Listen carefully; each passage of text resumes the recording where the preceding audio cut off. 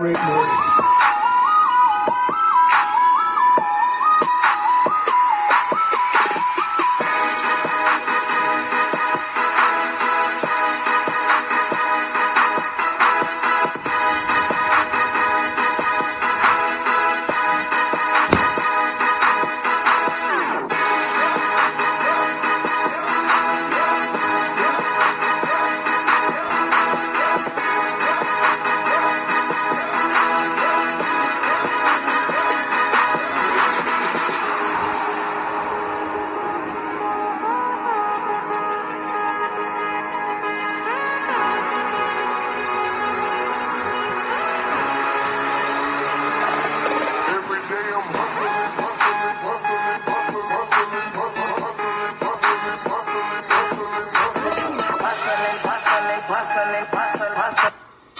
Great morning.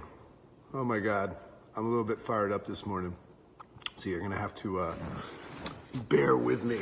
So I'm gonna give a disclaimer this morning. If you're somebody that woke up today and already committed to your mental prison, this is not gonna be for you. If you've already made a decision that you can't today, I'm gonna suggest that you skip this one. But regardless of how you woke up, if you woke up this morning and opened up to become a possibility thinker, and you understand that what this means by may be, and you have this idea of what you want, and you're willing to fight for it, and maybe you can get it, maybe, right? Maybe not today, maybe tomorrow. Stick with me, because we're gonna go over some deep stuff today. So, hey everybody, welcome to day 2 of Maybe You. Day 2 of 31. Cherish this day 2, cherish it. It's the second day of a 31-day spree. And we already know that if we do something with consistency, boom. So check in here, we got a lot of people live and I'm happy to see that. You need to share, push the share button. You, that's wet, that just got out of the shower in a towel. Go push the share button. Dry off your hand, push the share button. You making coffee, push the share button. You laying in bed, right? I can see you. Push the share button. And everybody check in. Pop off the hearts right now. I can't see them for some reason, but pop off the hearts. Give love. Check in. Pop, pop, pop, pop, pop, pop, pop, pop, pop. Thumbs up, hearts. Let everybody see this and pay it forward. Share it, share it, share it. It's the most valuable thing you can do today is take something that's valuable and share it. Let's go. So we're back to the regular format of journaling. So here's what's happening today quickly. Physically, I'm in the gym. I already did the gym. I had to start early today because I got a lot of responsibilities today. So I got up at 4:30, went to the gym. So I'm sweating right now and I feel, that's why I'm fired up. So 100 ounces of water. I'm gonna bang out 32 right now before this is over. And I'm perfect 5 and 1. One of the things that's motivating me right now, and that's why I got this new hat, is I'm going to Punta Cana on Sunday. I'm gonna be away for Sunday. So all of you guys and girls, check in with me. We need people to do rise ups while I'm away. I'll try to do one while I'm there, but I don't know if I can. And when I commit to something. And then the other thing is while I'm in Punta Cana, I have to be perfect on program. Why? Because right after that, Dr. Ray selected me as one of the people that he's going to use to illustrate his new Habits of Health 2.0. So I got to look good. So I'm fired up and I'm taking myself seriously. Mentally, I'm doing my rise up right now, right? I did my wake up routine. I gave gratitude. I said, how can I help? I did all of that. That's why I'm in this state right now.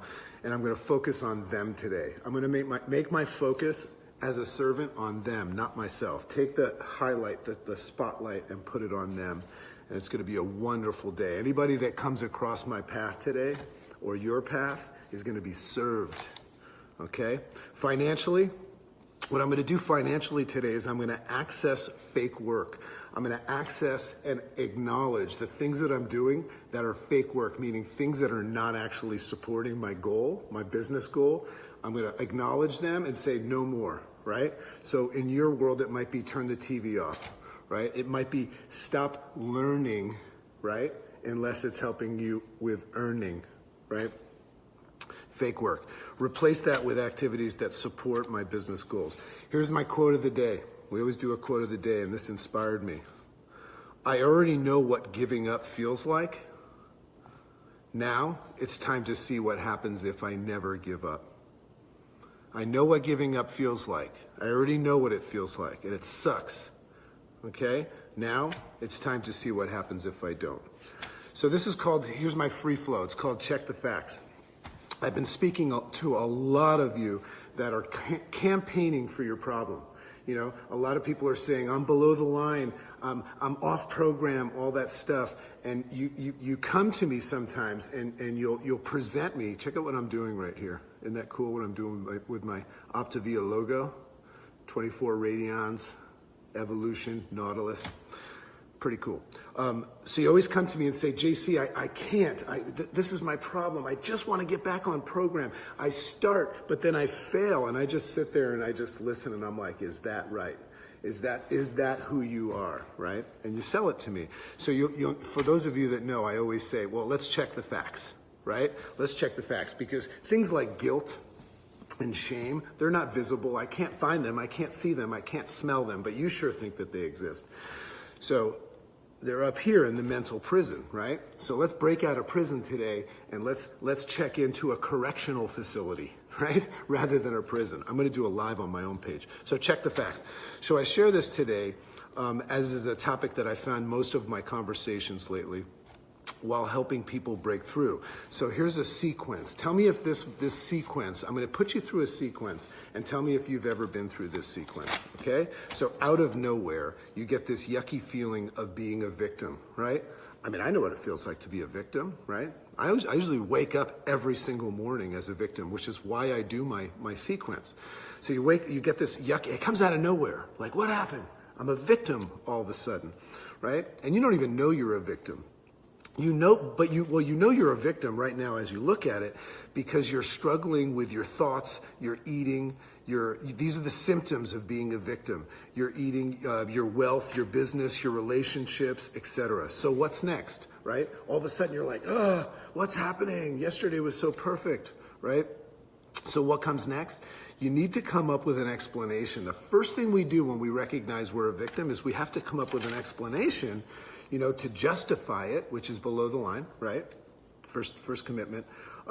We have to come up with an explanation of why we're a victim, because we got to immediately try to feel a little bit better. When we feel sucky, the first thing we need to do is we try to feel a little bit better about it. So you have three choices. You have three choices to explain why you are in victimville, right? A lot of times people say, I don't know, it just happens. And I'm like, well, we should call the police. Because like while you're sleeping, somebody's coming in and sprinkling victim dust over you. So anyway, so you choose the one that makes the most sense to you. So it's either your fault, right? Blame yourself, I'm not good enough. And this moves into that book, The Big Leap by Gay Hendricks. Love that. If you resonate with this stuff, you want to read that.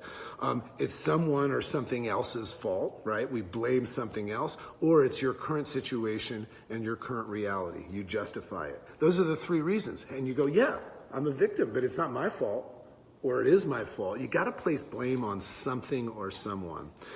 So you hide it. The first thing you do once you come up with the idea is you hide it from all of the angels. You hide it from all of the angels that are all around you, saying, God sent me here to help you, right? I'm here to help you. And you hide this, right? You don't even tell them that you're a victim. And you pretend to say thank you, right?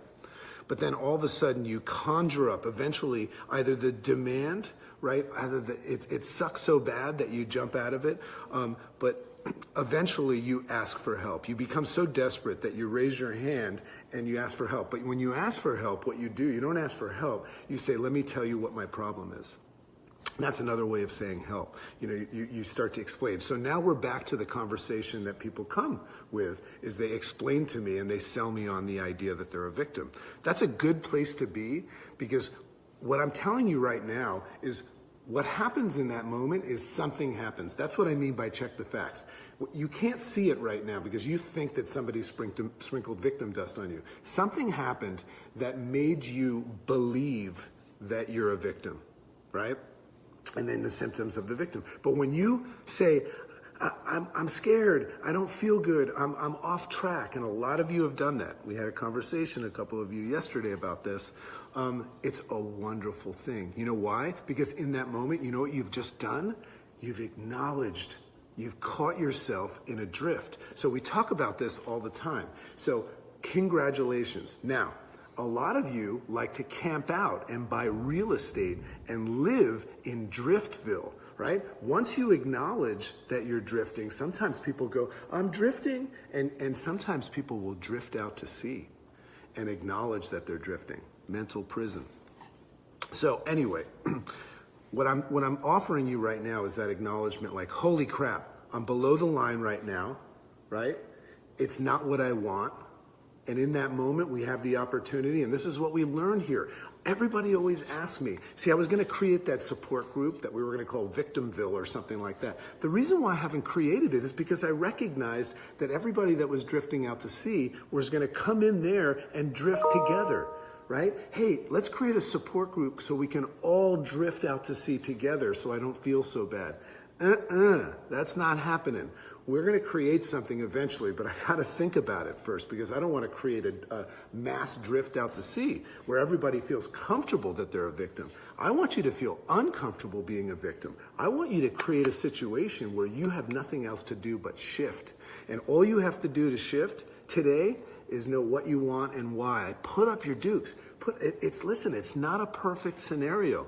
I want to give you an analogy right now, because I know a lot of you are suffering, and for those of you that are not suffering, become empowered right now as to why you're not suffering and help somebody else. That's why we have to share this stuff. So here's what I want you to look at. Just imagine that you're standing on a cliff, right? For those of you that feel like a victim, you keep on going off program, you keep on doing this. All you got to do is practice discipline. Put up your dukes and practice discipline. That's why I stand here today. I am a product of discipline. I know what it's like to be a victim. But you're standing on a cliff, and just like kind of an analogy that Dr. Ray uses, if I'm looking down, my concept is I know I need to jump. I know I need to jump. But when I look down, I see impending death. When I look down, I say, well, if I jump off this cliff, I'm going to die. I'm going to fall down, I'm going to hurt myself, and I'm going to die. But all of a sudden, we say, look up. And when you look up, you say, oh my God, I might be able to fly. Oh my God, I can fly. I know I need to fly, but I'm scared. And you keep looking down. So in that state of being a victim, you're always looking down. You're always looking down. But when you look up, you see possibilities, possibility thinkers. And here's the thing I want you to understand. I want you to really consider doing something crazy every day, because what happens is every time you jump and you fall and you try to fly, first of all, this is something that you're doing. You're in control. The other way, you're not in control. But every time you jump and you try to fly and you fall, you're learning, you're learning, you're learning. That's the discipline. That's that principle of practicing discipline and replacing bad habits. You keep learning to fly until the day that you jump and you fly. And you just fly, right? So first it starts with recognizing where you're at, and then you're always looking down. Start looking up more and start recognizing that jumping forward does not mean ultimate failure or ultimate success. It means you're practicing. Practice that idea. So let me close out here with this. This is amazing. This is amazing. I heard this morning. This is by a guy named Dr. Harold Griswold, right? And he wrote a book, and he came up with a theory called the direct decision therapy. That's what it was. So anyway, what he says, this is so fascinating. You know, he looks at the idea when somebody says they can't. And he says, when somebody says that they can't, I can't. You don't understand. I'm unique. My blood is from Mars. I'm different than everybody else. I can't. Here's what happens when you can't. It means that you really do want. You do want. I know that all of you that say that you can't and you keep on reverting back to that prison and you're not in the correctional facility trying. When you say I can't, it means that you really do want to change. But in that moment, you've made a decision. Think about how silly this is. You've made a decision that the payoff, the value and the payoff of quitting is more powerful and more valuable than the payoff of trying and jumping. Think about that for a second. So my post-it for today, which comes from my heart to yours, is it says, check the facts. Check the facts. In that moment where you claim, you stake your claim that you can't, or you're not good enough, or you're overwhelmed and all that stuff, I want you to look at that Post-it and I want you to say, check the facts. And then under it, it says, you can. I love and appreciate you. And I'm going to play a beautiful song right now that is inspiring me today. And we're going to just listen to it a little bit. I want you to think about some of these things. Maybe write some things down. One of my favorite songs. Helplessly hoping her harlequin hovers nearby, awaiting a word, gasping at glimpses of gentle true spirit. He runs, wishing he could fly, only to trip at the sound of goodbye. We gotta go through the verse once. You're gonna love this. Wordlessly watching, he waits by the window and wonders at the empty place inside. Heartlessly helping himself to her bad dreams, he worries, did he hear a goodbye? Here it comes. Oh, sing this with me. Hello, they are one person, they are two alone, they are three together, they are for each other. Love and appreciate you. Go get it. Go get it.